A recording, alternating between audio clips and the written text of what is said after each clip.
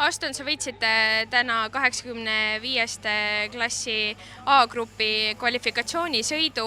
Vaatasin, stardis sa said päris hästi minema, et olid kuskil seal kolmas, kohe said ka teiseks, et kuidas sa ise rahule jäid? Päris hästi tuli sõit välja. Et start ei läinud nii hästi, kurves oli taga, aga kurvest välja minnes kõik kukkusid, need sain mööda. Ja ma ei tea, sõit läks hästi. 3. ringil, kui üks kiire rootslane oli taga, siis ma mõtlesin, et okei, nii kui ta mööda läheb, et siis teine koht on ka hea. Ja ka siis, kui ta kukkus kohe järgmine ring, siis ma mõtlesin, et suva, et nüüd on pikk vahe sees, et nüüd ma olen lihtsalt täiega sõidan, kui kukun, siis kukun.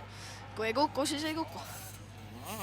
No räägime rajast ka natukene. Kuidas sulle rada tundus? Rada oli päris hea. Et alguses oli natukene mudane, aga muidu jah, kui soon tuli sisse, siis oli hea pidamine.